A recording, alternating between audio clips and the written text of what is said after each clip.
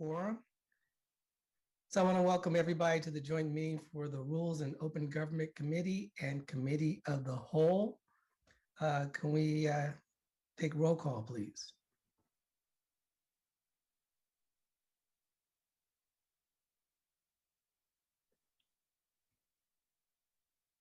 Sorry, I didn't realize I was muted. I'm on a different computer. Arenas? Cohen? Here.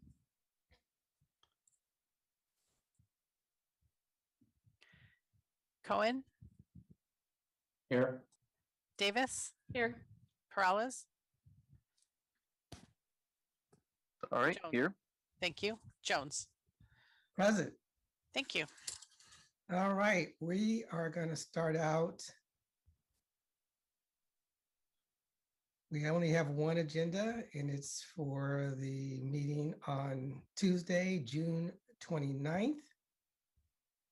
And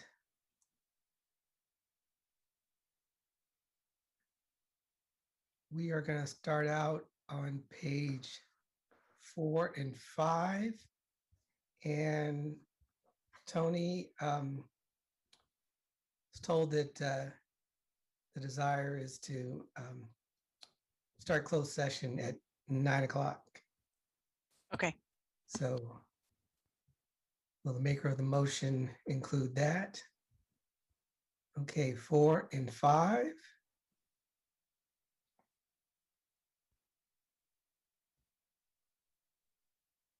And Tony, the version I have has every page as 4. So Yes, that's correct. I see that on mine as well. So we're on the page 2.2 and 2.3 items, and then I'll just scroll from there. okay.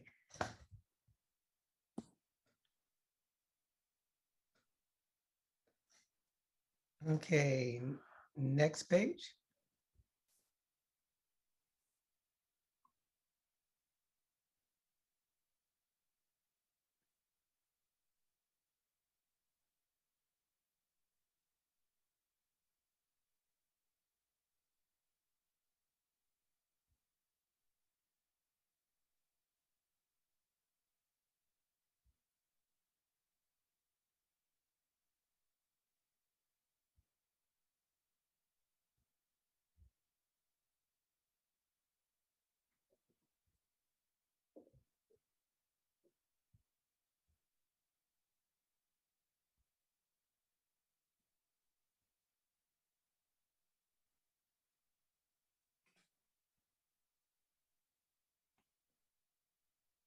Okay, so we're in the 3s.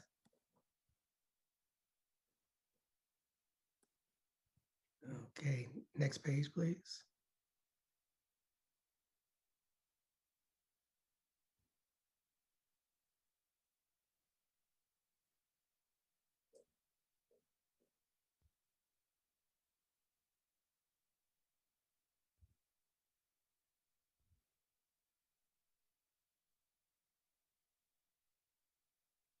Okay, 4.1, we're probably going to want a not or a not before.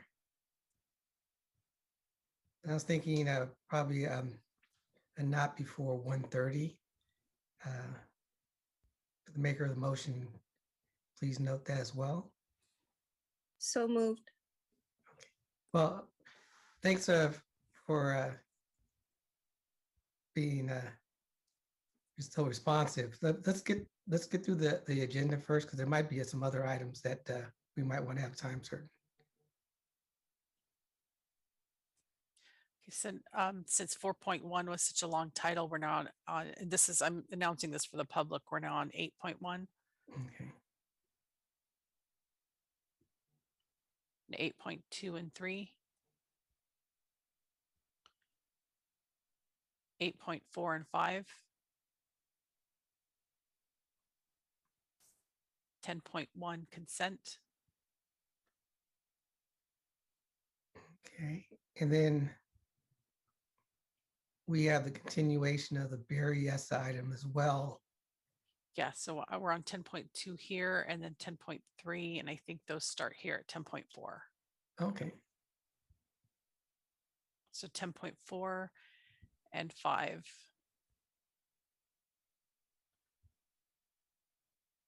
And then 10.6. okay. And then there's an ad sheet as well. So Councilmember Arenas, as you're making the motions, would you also want some type of time certain or not before for the Berryessa item as well? I'd like to hear from Councilmember Cohen if he suggests a specific time. Well, I was going to suggest a time certain for that one. I don't know, since we have the other item on guns, we probably want them spread out a little bit, but I think we have the opportunity with an afternoon and an evening to have 2 time certain items on the agenda. And the 10.4 and 10.5 won't have public comment, but we'll have continued council discussion. My thought was to put that at a time certain early in the meeting to get that, since it's a continuation last week, to finish that before moving on to other things. But I don't know what the exact right time is. Meeting starts at 11, but given some of the items at the ceremonial and consent, maybe we want to go at 12:30, 1 o'clock, time certain for that item for 10.4 and 5. And then we could put the other item 4. I forget what number it was. I don't know, 6:30.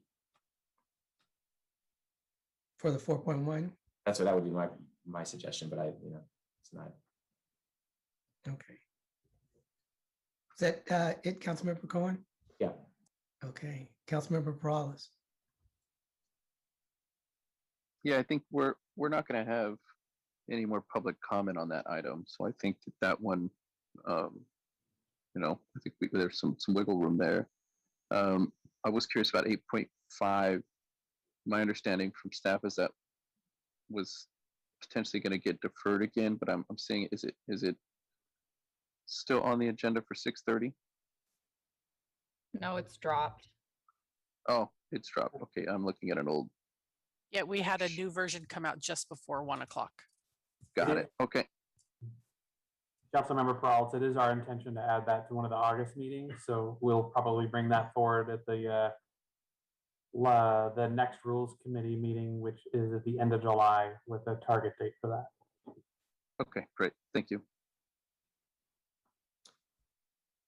Okay, so where do we land on the Berryessa item? But I did just notice that there's a listing of a not to be heard before 1:30 for the public hearings on the downtown and Japantown and hotel business improvement items.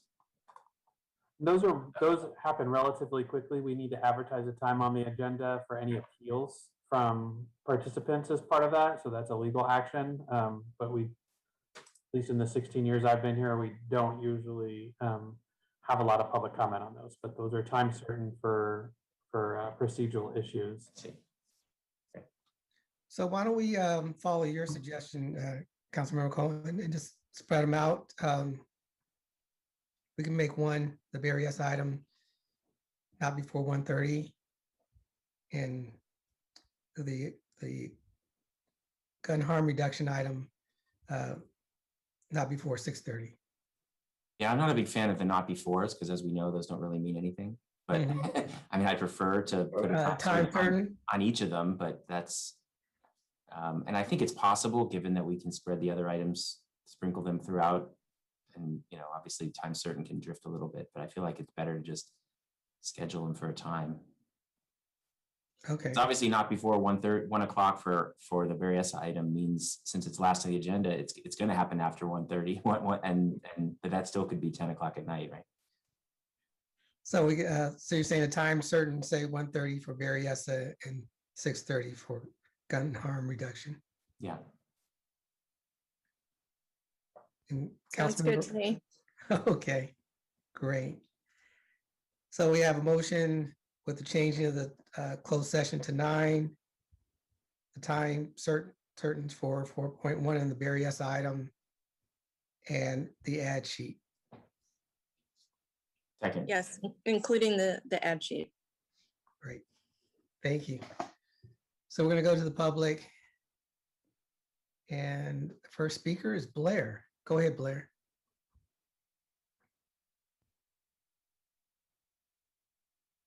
Hi, Blair Beekman here. Just to community planning for the future of the Alamoc area, to Sacred Heart help for rent forgiveness ideas, and to digital inclusion for local high schools on the east side. Good luck with the community development for the Alamoc area. I think there's some interesting ideas that I'm really hopeful about. And you know, with the issues of the flea market, it reminded me what an important resource and purpose, you know, Alamoc has. And the same with the flea market. And it's learning to continue to respect those good practices of what it has been in previous generations. I hope we can do that for the flea market. And we're really trying to do that for the Alamoc area. It can be some good examples for the future of the flea market. Thank you. With 106 remaining, thank you to the work of Sacred Heart and the work on rent forgiveness ideas. And thank you to everybody. I think we're really starting to move forward with rent forgiveness ideas, how to talk about it better. I think we're just more logical and better reasoned how we're talking about it. Thank you to all sides. And good luck how we can continue this work and to consider the overall future of subsidy programs in San Jose. We have to be open to what they really can work towards and accomplish and not be afraid of that, as we are with the rent ordinance idea or rent forgiveness ideas. Good luck in those efforts. And finally, digital inclusion stuff, as good as digital inclusion can be for the East Side and issues of you know, helping our digital future, open public policies to help with that process. I think it's a great combination that should be talked about in high schools. Thanks. Thank you. Roland?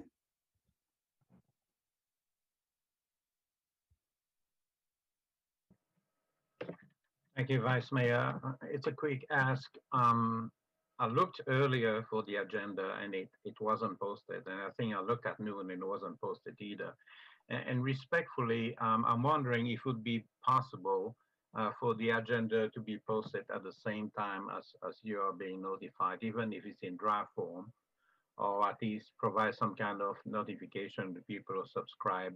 And then obviously, if as obviously happened today because of this morning's meeting, you have to revise it. You just basically post a revised agenda. But the point I'm getting at, you've clearly seen this before. The first time I saw this is when it flashed on the screen. And if that could be addressed, that'd be much appreciated. Thank you. Thank you for that input, Roland. Person whose number ends in 4963. Yeah, hi, Martha O'Connell. On your item on hybrid meetings, I'm quite troubled to see that so far there aren't any documents attached. We need to see those documents. I would request that the letter written by all of the HCDC commissioners, not as commissioners, but as individuals, be included in the packet, because they strongly recommended as individuals that hybrid meetings be implemented. You've also had autoimmune commissioners come to the Rules Committee last year before things got really bad. And also, they have continued to advocate for hybrid meetings so that autoimmune compromised folks can participate and serve their community. So we need to see those documents, Tony, sooner rather than later, and not have something sprung on us 5 minutes before the council takes up the issue of hybrid meetings. Thank you. Thank you, Martha. Anne?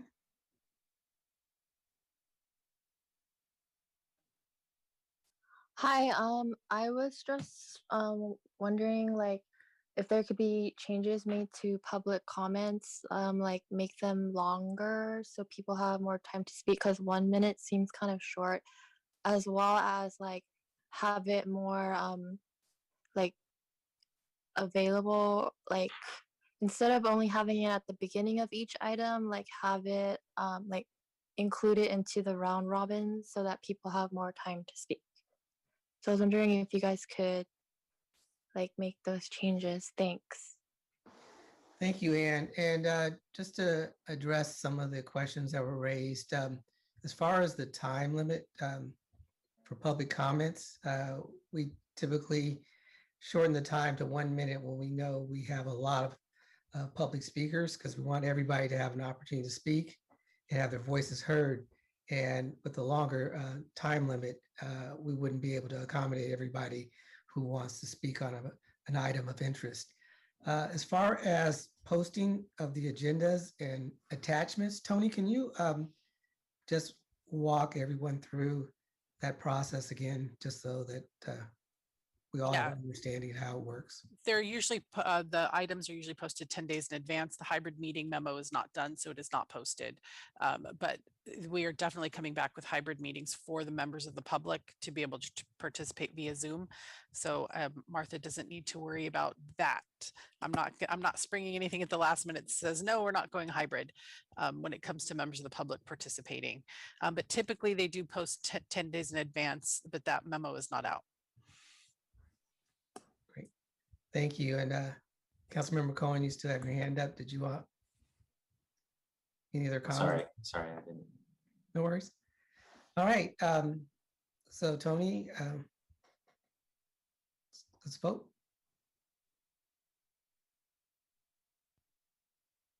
Arenas, Yes. Cohen, Aye. Davis, Yes. Peralez, Yes. Jones. Aye. Thank you. Okay, next is the public record, and I'm going to go to the public first. Blair, go ahead.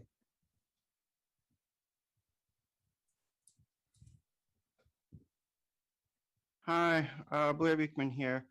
I wrote a letter in public record this week. I didn't quite mean it for public record, but it was placed in it, so I'll report on it. The Measure T meeting on June 10th, it was inaccessible to myself, and it was hurtful that happened. So I wrote a letter about it, but I had a really nice conversation afterwards. It's now on YouTube. You can look it up. And so thanks for that.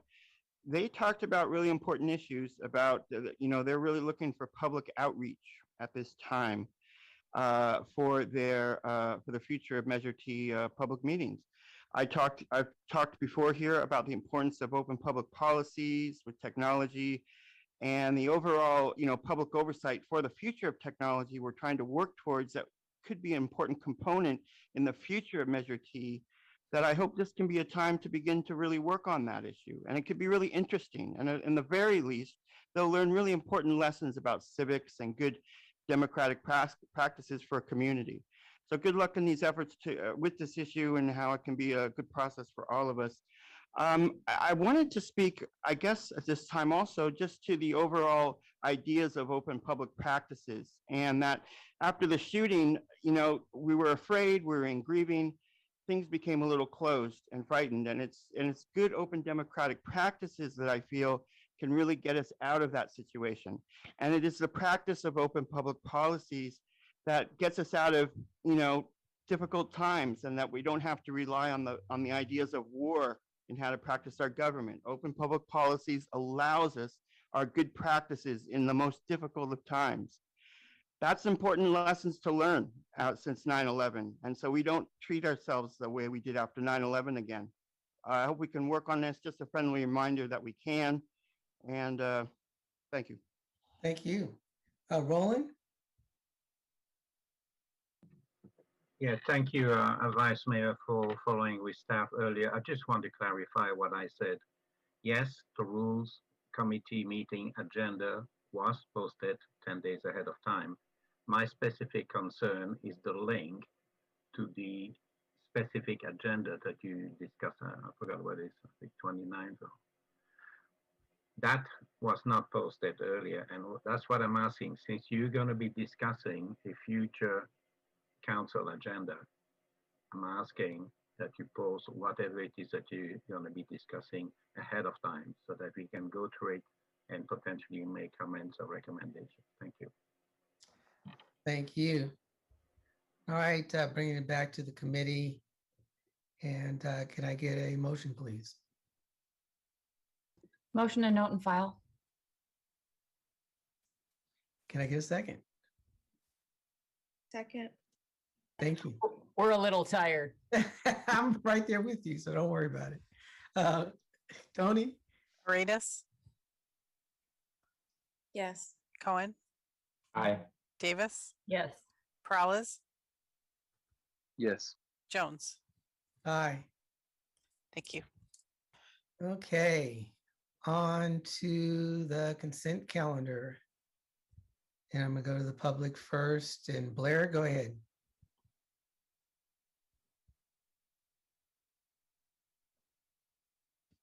Hi, Blair here. There are some dumpster day items on consent calendar. I just wanted to thank yourselves as a city government, what dumpster day can really work towards and accomplish. It can be a Saturday morning where people with homes and without homes can gather in a neighborhood to throw away their garbage and just get to know each other and talk and familiarize themselves with each other. I think that's an incredibly good idea, and works towards peace. Basically, it asks for dialogue and understanding and between people, which is about all we really need in this world, to understand the other person's point of view and what they're going through. And yeah, it takes away a lot of hostility. And so good luck in these efforts. And boy, I wanted to quickly comment that I was a little worried about the gun issue and how it was able to slip by some Brown Act ideas. I hope that doesn't become a precedent. But at the same time, you very nicely, it was 2 weeks ago that or a week ago that you brought it up, and it will be on the agenda in 2 weeks from that week. So we've had time to consider it. So at least that's a plus. Thanks. Thank you. Bringing it back to the committee. Can I get a motion, please? So moved. Second. Thank you. Tony? Arenas, Yes. Cohen, Aye. Davis, Yes. Peralez, Yes. Jones. Yes. Thank you. Okay, on to meeting schedules, rules and open government committee work plan. I have a public speaker. Go ahead, Blair.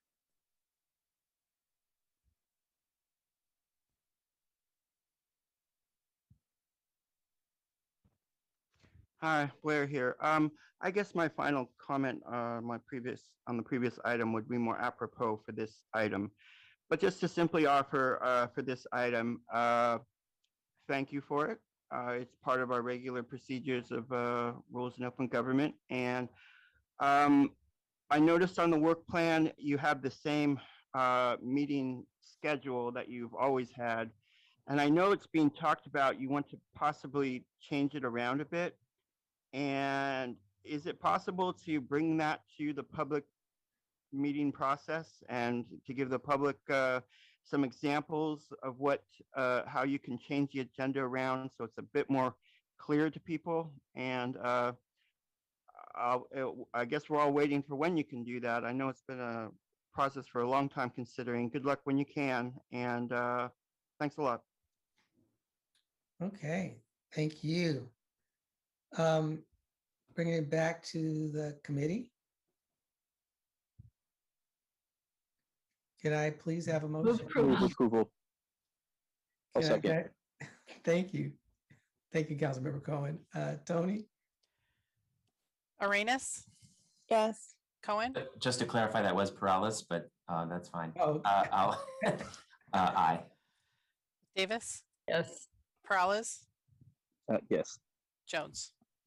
yes. And Councilmember Cohen, anytime you can get a thank you, just take it. Run with it. Okay. Next item is the open government public record appeal. And I'm going to hand it over to Nora to start the process. Hi, this is Tony. Just want to say that I let Ramona in as a panelist. Oh, great. Thank you. Okay. The way it's set up is that the appellant has the opportunity to present for 5 minutes on the appeal. And actually, I should ask you, Sarah, because I'm trying to find my emails right now. Yes, I'm sorry. The appellant can outline her appeal, and then Sarah, you'll be responding to the appeal and explaining the city's position on it. And then if we have any questions, if council has any questions, I'm happy to help answer them, and Sarah is available to answer also. Great. So now I hand it over to Ramona and she gets 5 minutes to lay out her case. Correct. Great. Ramona, are you ready? I am, and it's All actually right. hi there. It's actually going to be myself and Josh Bruce, my co-founder and co-partner. Awesome.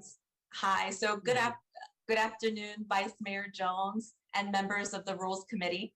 Thank you for taking the time to hear from us today. My name is Ramona Guargues, and I am the co-founder of San Jose Spotlight, the city's nonprofit news organization. As I mentioned, I am joined by my co-founder and partner, Josh Bruce. We are here today to urge you to overturn a decision by the city to deny releasing public records under the California Public Records Act. We believe these records deal directly with the public's business and they are being improperly withheld. San Jose Spotlight on May 9th requested emails, texts, and other communications from Mayor Sam Liccardo and his staff related to his advocacy organization, Solutions San Jose. 9 days later, city staff issued a blanket denial by saying all the communications were subject to attorney-client privilege. After consulting with multiple attorneys and open government experts, we believe this is not possible. First, in order for a communication to qualify under the attorney-client privilege, it must involve legal advice.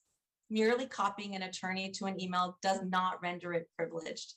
City Attorney Nora Freeman told us in an email on June 17th that, quote, "We have not provided legal advice about Solutions San Jose to the mayor or members of his office." She went on to say that her office has provided general guidance about using public resources such as staff or city property for private purposes. But City Attorney Nora Freeman clearly stated, we have not provided legal advice. So why is the city attorney-client privilege being asserted as a basis to withhold? Second, there are some very serious concerns here about conflicts of interest. According to ethical standards from the League of California Cities, the city attorney's obligation is to the city itself as a client, not an individual politician or an elected official. So why was the city attorney consulting on matters related to Solutions San Jose, which is not a city entity? Her client is the city, not Mayor Sam Liccardo. Third, if the mayor or his team communicated with any outside entities or officials regarding Solutions San Jose, the attorney-client privilege is destroyed. We know Solutions San Jose is working with outside groups such as Destination Home and the Silicon Valley Leadership Group on public forums and policy discussions. I'm going to turn it over now to my partner who will wrap up our remarks and our request to you today. Thank you. Josh Lucy for the record, good to be back. Now, even if Mayor Liccardo uses personal Gmail account or private devices to do his advocacy work with Solutions San Jose, those communications must be disclosed under the law. The Public Records Act does not care which email account or device is used. It only cares about whether communication relates to public business. Solutions San Jose has advocated for reopening schools, opposing water rate hikes, and shaping housing policies. These are all matters that pertain to the public's business. Lastly, San Jose prides itself on its sunshine laws and transparency, but this process has been riddled with confusion and contradictions. The city memo recommended you deny our request says the city, quote, located documents and determined that the located documents needed to be withheld pursuant to the attorney-client privilege. It said the documents are, quote, confidential correspondence between the mayor's office staff and the city attorney's office, and they are therefore exempt from production. However, just 2 paragraphs later, the memo says, quote, there are no records between Mayor Sam Liccardo, Chief of Staff Jim Reed, and others related to Solutions San Jose over the past 6 months. So which is it? The city neither has records and claims they are privileged, which we believe we've proven cannot be possible, or does it not have any at all? The only way to resolve this dispute and what we're asking from you today is to 1, direct staff to do a more careful and thorough search of the records we're requesting and immediately release records that were previously withheld. And 2, if staff determines during the subsequent review that the privilege still applies, then provide us with a privilege log. A privilege log is a spreadsheet that tells us what the document is, the date it was sent, the sender, receiver, and those copied, and an explanation of why this particular document is subject to the privilege. Please do the right thing and stop the stonewalling of public records at City Hall. The public deserves better. Thank you all for your time and deliberation this afternoon. Thank you. So now we have staff's response. Good afternoon, committee members. My name is Sarah Sarate. I am the Director of Administration, the Office of Administration Policy and Intergovernmental Relations. I'm actually going to hand it over to Jessica, who's our Open Government Manager, to provide some remarks. Good afternoon, Rules Committee members. I'm Jessica Lowry, the Open Government Manager. On May 9th, Mr. Argus, the appellant, made a Public Records Act request requesting copies of all emails, texts, communications between Mayor Sam Liccardo, Chief of Staff Jim Reed, and any and all other mayor's staff, consultants, lobbyists, or associates related to Solutions San Jose over the past 6 months. Staff conducted a diligent search of all personal and city devices and found no responsive records.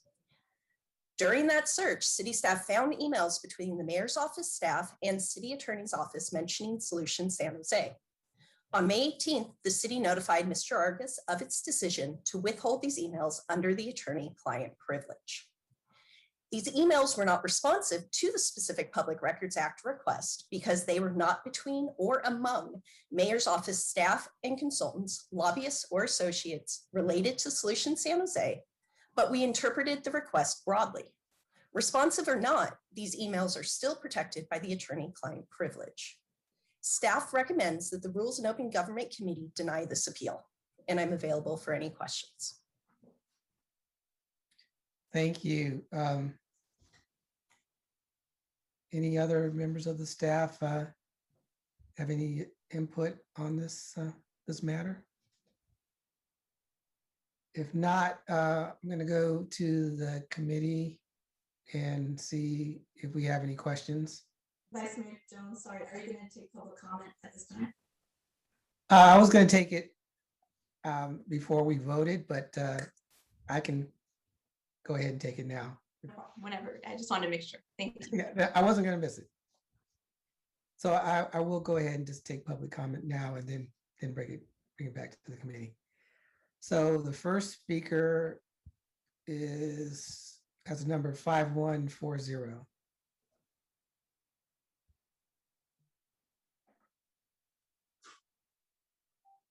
Go ahead.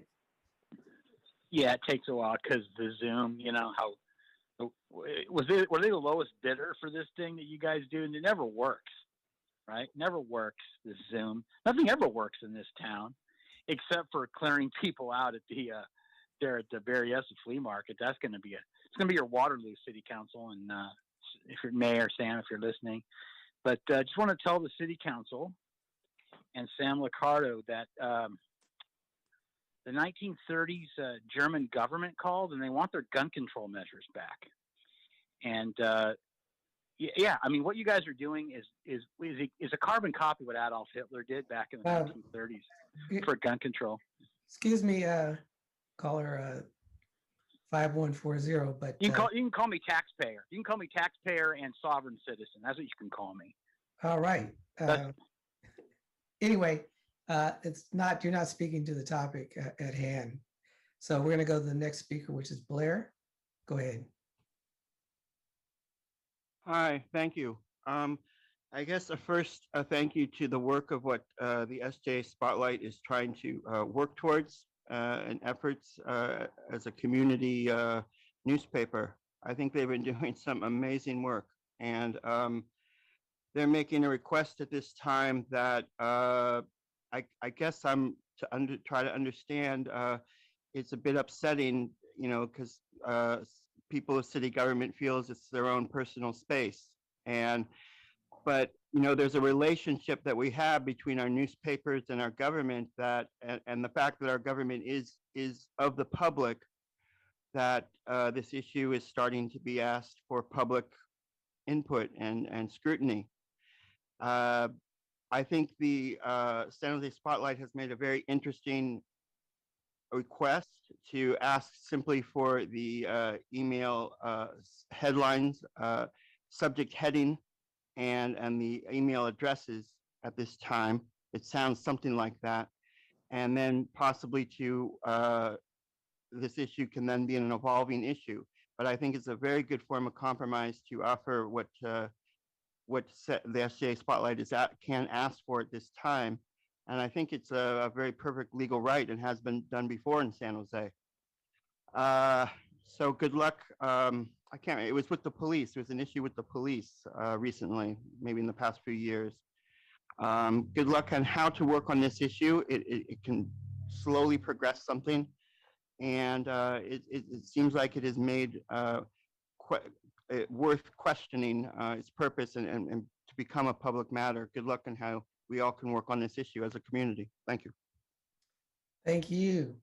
Tessa?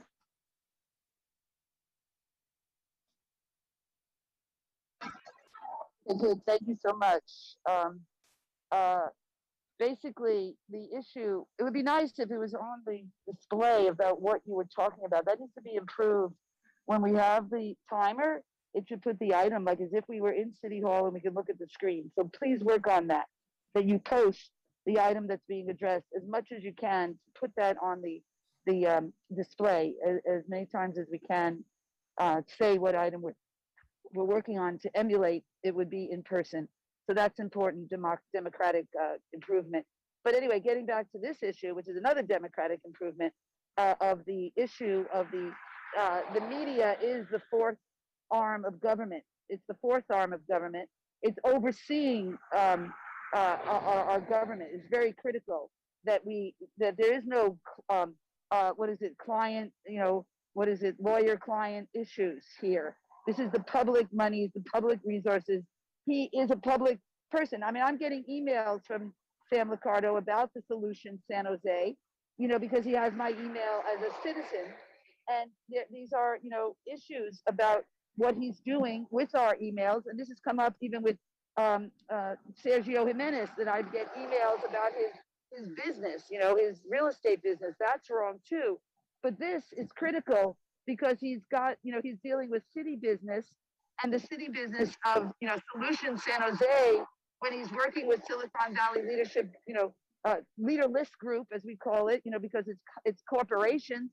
And, we can't be, trusting that it's really doing the work of the city to protect us from harm. It might be doing work with corporations and emphasis on that. And we can't be, supporting that through our funding of our tax dollars, as well as it should be open government.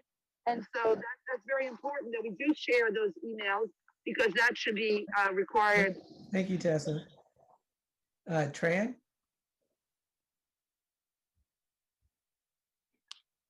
Hello. Good morning, Vice Mayor Jones and members of the Rules Committee. My name is Tran Nguyen. I'm a reporter with San Jose Spotlight. Thank you for the opportunity for hearing our organization's appeal today. To be honest, I didn't expect to be here to go through this process, but the city's opaqueness and unwillingness to cooperate throughout this process has forced us to bring this to your attention. When we requested for emails from the mayor's office pertaining to his advocacy organization, we believe these communications have significant public interest, especially when considering how the mayor has used his name and title to promote Solution San Jose. The organization also have access to city officials and has hosted several panels, one of which feature the city's housing director as a speaker. And the city is telling us that all of its communication related to this nonprofit is attorney-client privilege. Neither the mayor's office nor the city attorney was willing to provide us an explanation of how they conducted the search in response to our record request and how many pages of responsive records there are. This raised questions for us, and after consulting with several open government groups and attorneys, we have reasons to believe that the search was neither thorough nor proper.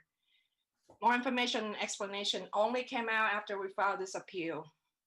And even if all the responsive records to this request are between the mayor and the city attorney, which we are not convinced of yet, we still believe that the public should be able to see them because they are pertaining to the potential conflict of interest and how the mayor is navigating the line of lobbying for different city-related issues to the public agency that he is the mayor of. Again, I urge the committee to direct staff to release these records. Thank you for your time, your consideration. Thank you. Anne? Go ahead, Anne. Hi, I just wanted to say that I agree with the other people that government should be more transparent and public figures should also be more transparent. Thanks. Thank you. Bringing it back to the committee, Councilmember Perales, go ahead. Yeah, thanks, Vice Mayor. And appreciate the conversation here, the appeal that's got us here. I think, without a doubt, obviously the mayor has an advocacy group that he is using to politic and potentially even campaign, that's certain. But I don't know the relevancy of some of these Public Record Acts requests and how that crosses over. I'm surprised to hear that there was a participation from our housing director on one of the panels or events or whatever there might have been. I wasn't aware of that, and I don't know if that's true, but one of the public commenters just mentioned that. And I would imagine this is a bit of a gray area. We all, can be in office while we're campaigning, and we know there's a lot of rules around that. But I am kind of curious how, political and public advocacy organizations like this that are sort of outside of our offices, but yet run by us, and then have some crossover. I'm curious how that, how that works with rules and regulations. I am not aware of, other efforts like this from other elected officials locally. And this is the first time I'm new to rules, but this is the first time that I've heard one of these appeals.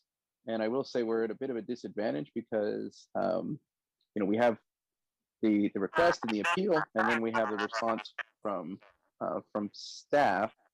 But what we don't have is a privilege to kind of see what documentation is being withheld. And, so without that, it's almost as if we have no other option besides trusting our city attorney staff on, what should be released or not. Is there a way around that? Because it sounds like that's our decision to make today, correct, Nora? We're making a decision whether or not to release some of these documents, but we don't even know what they are. Well, correct. And if they're privileged, that privilege is actually held by the council. So that would be a decision that would then have to go to the council.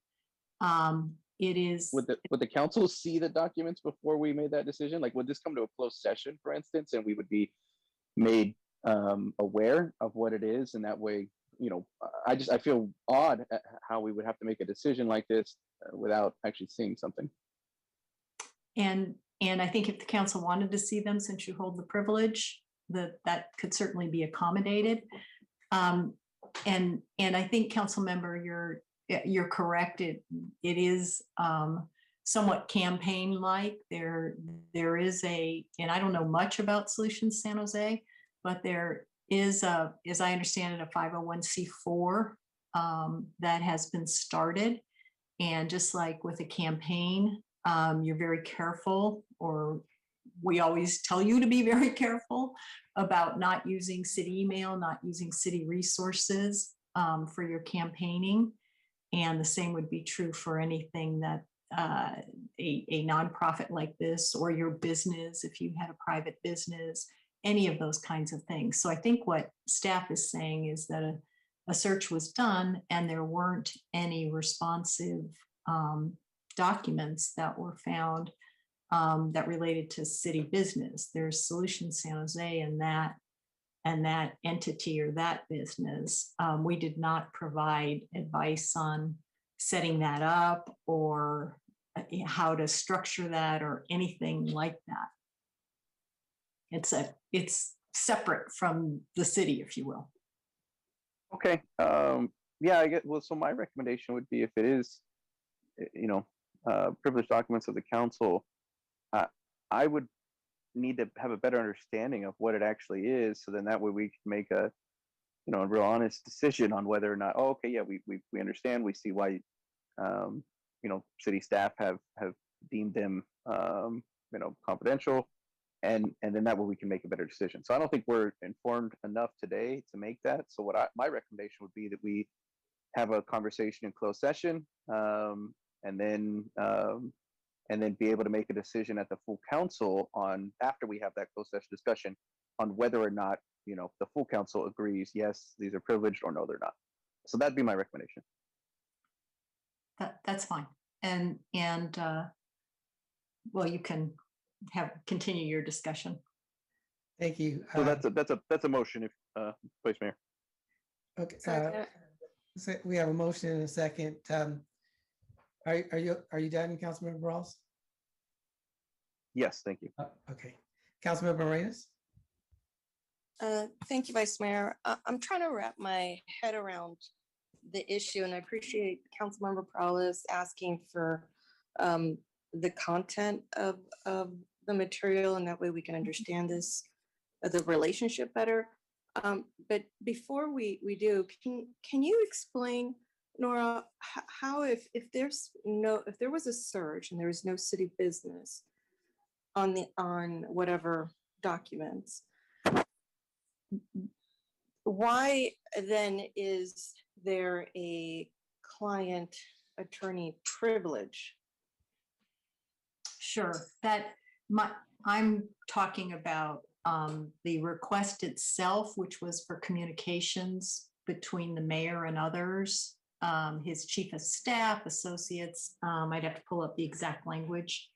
And a search was done, as I understand it. I wasn't involved with that, but as I understand it, a search was done. The Public Records Act request was responded to, and as part of the search, It's actually an email between a lawyer in my office and a member of the mayor's staff, and then a question back, and then another email between my office and a member of the mayor's staff. A back and forth, 3 emails that were found. And I think Jessica had indicated that they weren't necessarily responsive, but the request was being read broadly, which is how Public Records Act requests are to be read. And but because they were between our office and a staff person in the mayor's office, and it was a question about handling. It was seeking legal advice. Typically, Typically, then those are identified as being privileged, and the city attorney, no attorney can release a privileged communication. The privilege is with the client, and so that's why the privilege is asserted, and that was the response to the Public Records Act request. Sure. No, I understand. I know that before we campaign, we want to make sure that we're crossing our T's, dotting our I's. And so we may ask you for, just to make sure, Nora, am I crossing the line? Am I not crossing the line? So I can completely understand that kind of communication. But you also said there was communication between staff and the mayor, people in his office and the mayor, and in between staff members. Is that okay? You're shaking. No, that was the request. And apparently when they did a search, there weren't documents responsive to that. Got it. Okay. I am having some technical issues, so I might have not heard Jessica correctly, so I apologize. Okay. So that's the part that has to do with attorney-client privilege. Got it. Okay. And are there any other documents that exist aside from those 3 emails? I'm not aware of any. I wasn't involved in receiving the request or doing the search. I learned about it after the appeal, but Jessica, I think, had said that a search was done and there were no other documents found. Correct. Okay. So this was a broad request. I'm guessing that if it was more specific, that there would be something else that would be rendered in the search. You know, I don't know, I'm not sure, but I did hear you say that it was a broad request. Yes, Nora? No, I think it was interpreted broadly. The request was fairly specific, but it was interpreted broadly. The request itself probably wouldn't capture these emails, but because it was interpreted broadly, and these emails were found in the search, they were identified, and the privilege was identified. Okay. Okay. Well, you know, I like Councilmember Peralez's solution about maybe hearing this in closed session and having a follow-up just to ensure, you know, our news outlets, that there isn't any opaqueness. I know that somebody from the public used that word, and you know, if there is something that we overlooked, then we are, you know, willing to face that. But at this point, I'm not sure. So I guess the only other option would be a closed session discussion at this point. So I'll support that motion. Obviously, I need that second. Thank you. Thank you. Before I go to you, Councilmember Davis, I just want to offer a suggestion. Ramona did throw out a compromise, and that is to provide a log of the emails. And I know, Nora, that we don't necessarily want to create a precedent providing a log, but I I also know there's only like 3 emails, and so the amount of work to create that log wouldn't be that much. And so I just wanted to get your feedback on that possibility. Thank you, Vice Mayor. It is true that the Public Records Act does not require a log. And it's also correct that there have been a couple of occasions when we've been in litigation and we've asserted that position. It is not required. That said, there are 3 emails that, as I understand it, are the subject of this. And if we are directed to create a log with the sender, the receiver, and a date, we can do that. Great, thank you. So I don't want to give the impression to my colleagues that I don't want to spend extra time with you in closed session discussing certain matters, but I don't want to spend extra time with you in closed session. But I just want you to take that into consideration, Councilmember Davis, when you provide your input. Thank you, Vice Mayor. I just want to make sure I understand what we're saying. So I'm thinking about it in the same way that Councilmember Morales and Councilmember Arenas are, in terms of the solution San Jose is very similar to, when we're campaigning. My campaign before I was in office was very different from my campaign when I was in office. I spent a lot more time communicating with the city attorney's office to make sure that there was that separation and that I was doing everything right. And so it sounds like my best guess of those 3 emails would be that that's what the mayor's office was trying to make sure, that they were setting it up so that there was that separation. I was just reading the request on the background, and it actually doesn't say anything about, it says about the mayor's staff, like internal communications, and then with consultants, lobbyists, or associates related to Solutions San Jose. Nora, is that request, if it was on a private email, is that request even something that we as the council can say has to be fulfilled? So putting aside the 3 emails, but the request itself, Ramona was talking about, even if it's on a private email, that's something that's disclosable, but I don't. Private emails, if they relate to the business of the city, are disclosable if you're using your private email account. So if you go to a Google account or a Yahoo account to do the business of the city, that is disclosable. The question and the issue with this request is whether or not there were emails on city accounts or personal accounts that related to the business of the city. Okay. And so a group can exist that talks about issues that are in the city that isn't directly related to the business of the city, though, right? Correct. Okay.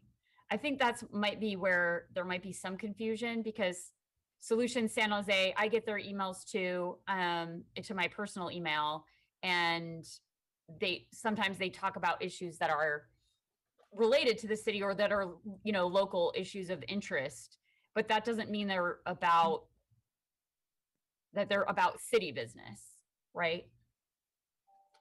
I guess I haven't seen one of their emails, so I don't know. But yeah, I guess I don't. What's the line about an issue of interest in the city versus city business itself? Like, could you give me an example of what city business would be? The business of the city is what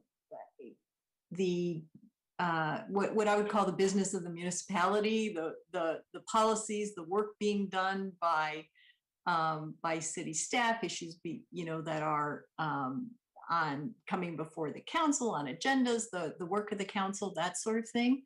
Okay. I think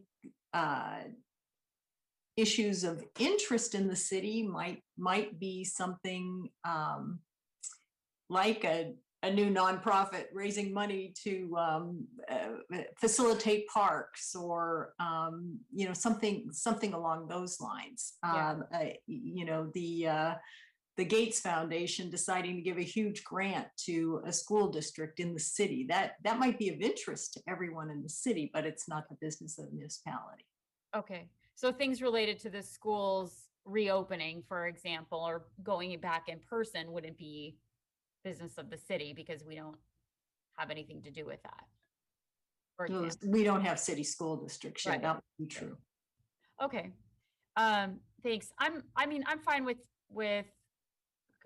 I agree with the vice mayor. If there are only these 3 emails, and all of us are kind of thinking about Solutions San Jose being, you know, like when you run a campaign and you just, you know, you file for your FPPC number and it's its own entity, it has its own name.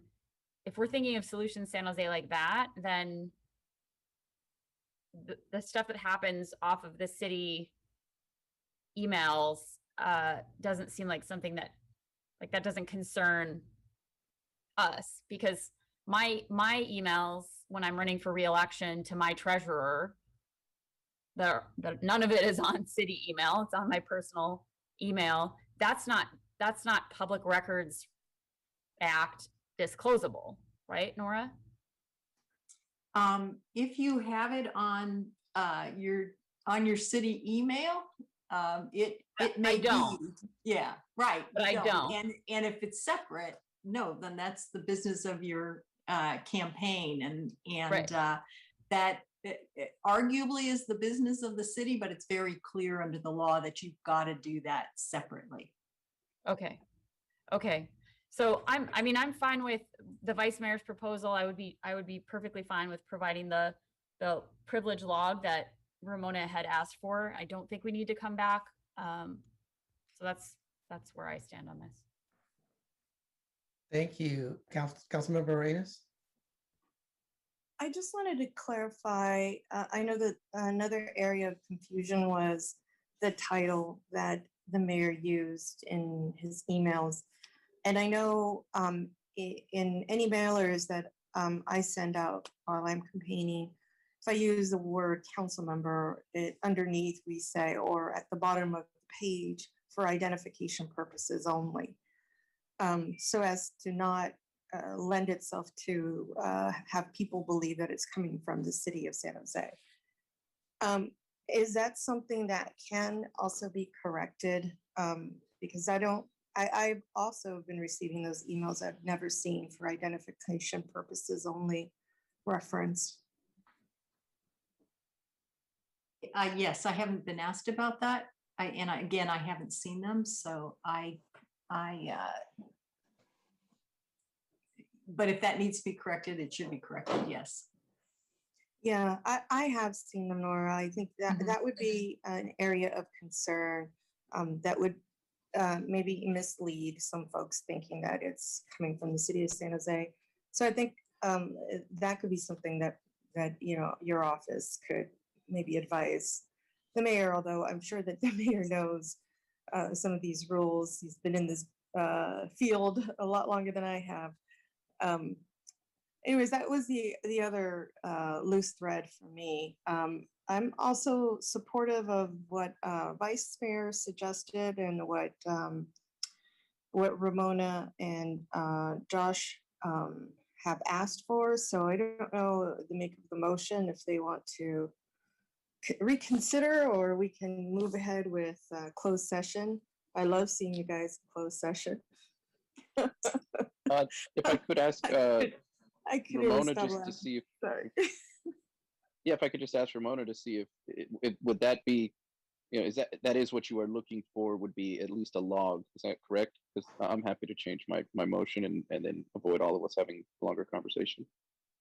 Yes, thank you very much, Councilmember Morales. We do want a log. We think that's really important because we want to see who the email was sent from, who was received, who was CC'd, when it was sent, what the general topic was, and why it's being interpreted as being privileged. But I think we also want staff to go back and do a more thorough search. We do find it hard to believe that our PRA request, being as broad as it was, only rendered 3 emails. When we see that this Solution San Jose is consistently lobbying on public policies, consistently hosting events that included city officials and outside officials, there is communication happening. We're very confident of that. So we want to be sure that some emails were not missed, and that that truly there are only 3 emails pertaining to Solution San Jose. And hopefully we can also get some clarity on whether or not that constituted as legal advice, because as I mentioned, City Attorney Freeman said it was not legal advice. So I think there needs to be some clarity around what is legal advice and what isn't, and when the city uses that privilege to withhold records. And I know you have another request in, correct? Correct. So as I indicated, when an outside entity or a non-city official is included in these communications, at that time that privilege is destroyed. And so we did a second request to ask for any emails from the mayor's office, his staff, his associates, folks who work for him, and any non-city officials and outside organizations. And we were told by the city that there were no records. Again, despite the fact that there are at least 2 events that are being held by Solution San Jose. Mayor Liccardo sat on one of those 2 panels himself, along with officials from outside organizations, officials from the city organization. We were told that no other emails exist beyond these 3. Now I'm hearing 3. We didn't even know it was 3, but right now we're hearing just 3 emails. Okay, and I don't know, maybe the mayor's really good in crossing his T's and dotting his I's, ensuring that he's using the right accounts. But Nora, would they have to make another request if they're asking for an additional, more thorough look? Or is that something, if we make the motion that says do the log, and then, can you do another sweep? Is that something that we can direct here and you can do? And thank you, council member. And first I'd like to clarify something. What I was trying to say was we did not provide any advice on setting up Solution San Jose, any legal advice to Solution San Jose. I don't think we knew there was a Solution San Jose until there was a Solution San Jose. So we did not provide any legal advice in that arena at all. And that was the intent of my email, to say that we were not involved in the setting up of that nonprofit or giving any advice. I don't know if, I assume there was a lawyer involved at some point, but it wasn't anybody in our office that gave any advice about setting up Solution San Jose. I think there is a second request, if I'm understanding this series correctly, and it looks as though, but I'm not sure I have June 3rd. It appears that there was an email, I think from Ramona, if I'm reading this correctly, and to Henry in the mayor's office, Henry Smith, indicating that she thought the denial was improper, that she was appealing it, and then also issuing a new Public Records Act request that it was requesting a narrower set of records. And I don't know if a search was done on that and if a response was provided or not. I don't know. I would have to go back and verify with my records, but if memory serves me correctly, there was a search done and there were no additional records. That's correct. We were told that there were no records responsive, and again, the second PRA request was very specific. It asked for emails from the mayor's staff and himself to outside agencies and non-city organizations, non-city officials, because we were seeing these events that were being coordinated with outside groups. And we were told that that request has been closed. There were no documents found.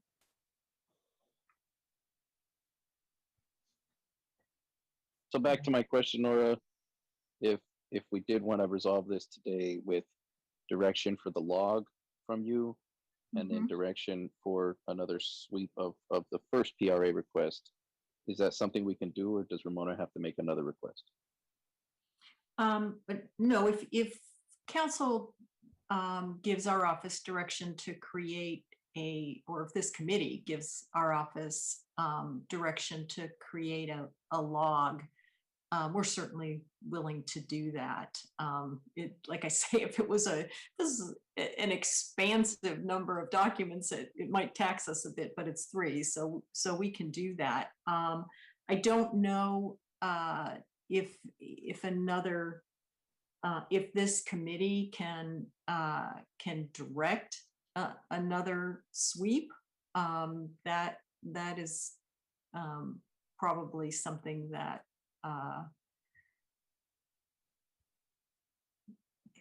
if the mayor's office wants to search again, and the administration wants to search again for documents, they at the request of this committee, that request can be made. Well, we might as well, if we can do that, we might as well do it, Raul, because otherwise they're going to just make another PRA request. So yeah, that's what I was trying to get to as well. Let's say, I guess we'd save everybody time and effort if we just incorporate that. Yeah, besides city attorney staff and mayor staff, maybe gonna go and dig again. Okay, so I'm happy to amend the motion then to include the log, and then request a secondary, more thorough, search of that first PRA. And if I may, we would request that it include his personal Gmail account and personal devices of the staff as well. I know Nora mentioned that was part of the initial search, but we think that's really important that private Gmail accounts and personal devices are included. Thank you so much. And I should clarify, I don't know what was searched. Our office doesn't do the searches. That's handled at the department level and office level, and in coordination with the city's records coordinator, Jessica. But if there is, if private accounts are used for city business, then they do need to be searched. In my understanding is they are. And that's the instructions that we always get when we get a PRA, is to search everything, including our personal devices. So that's pretty standard. Yeah, I'm fine to make that clarification. And Councilmember Cohen, I saw your hand going up, down. That question got answered, so I'm good. Yep. Okay, so the motion was modified, and was it okay with the seconder? I don't even remember who that was. That was me, Vice Mayor. I'm good with it. I suggested. Awesome. Thank you. And Councilmember Davis. Just point of clarification. So does that mean we are or we are not going to discuss this in closed session on Tuesday? We are not going to discuss this particular item in closed session. Got it. As much as I wanted to spend that extra time with you. All right. We got a motion and a second. Tony, let's vote. Arenas, Yes. Cohen, Aye. Davis, Yes. Prowlis, Yes. Jones. Yes. Thank you. Thank you very much. Thank you. Thank you. Okay, on to open forum. And we have four speakers. First one is Paul. Go ahead, Paul.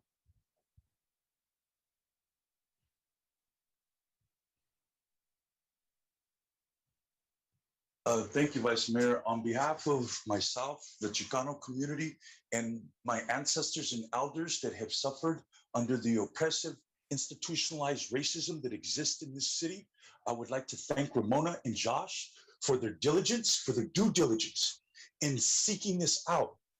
We don't have to be told that we're being conned, that we're being lied to, that duplicity, chicanery, profiteering, and people using power to sidle up with power, and that power that the power that they possess is extracted from the people.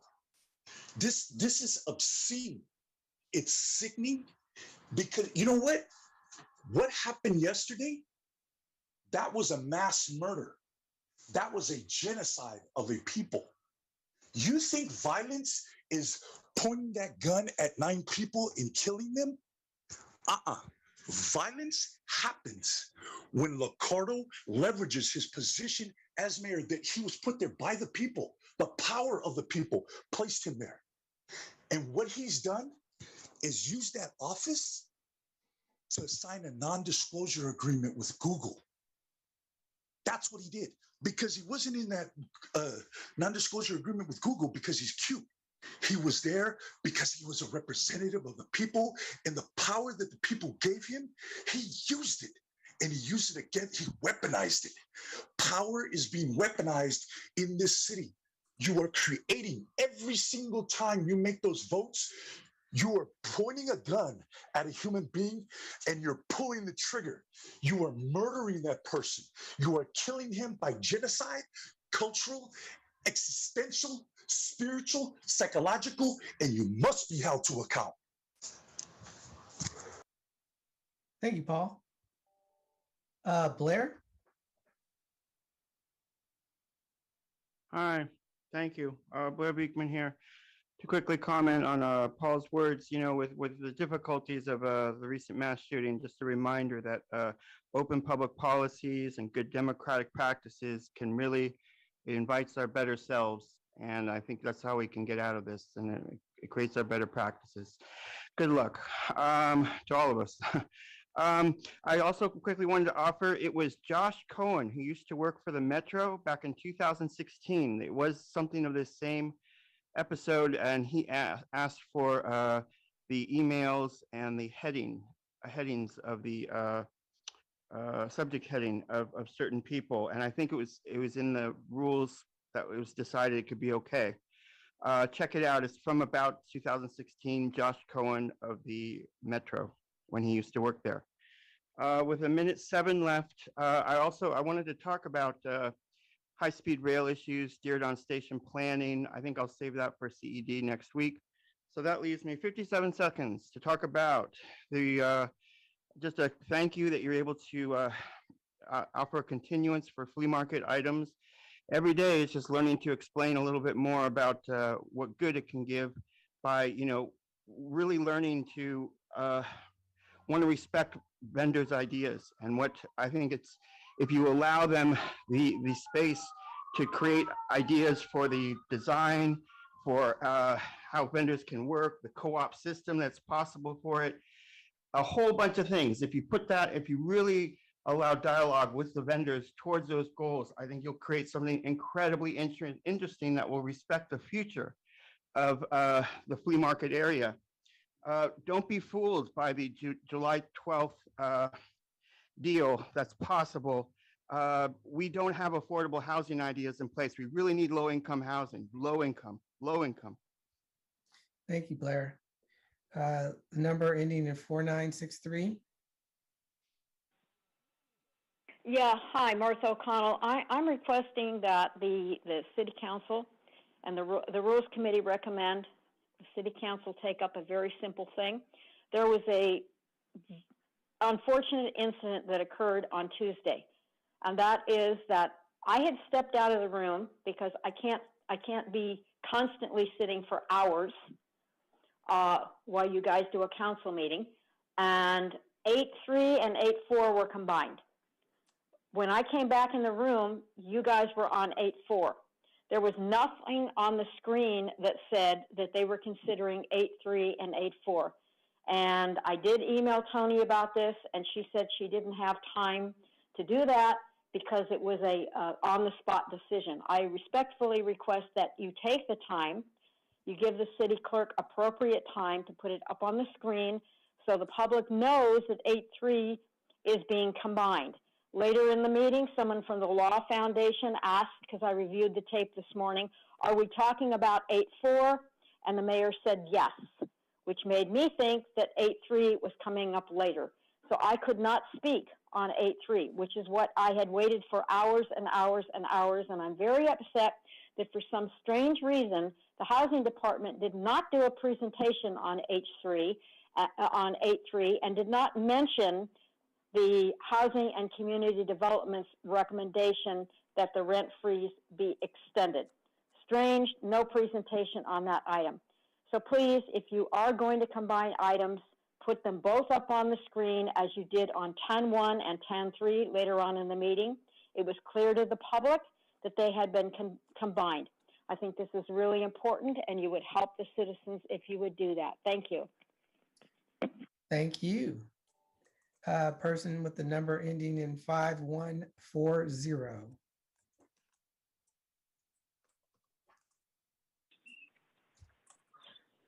Sneaky, man. City of San Jose, you guys are low lives the way you do things, man, like that. Can you imagine that woman?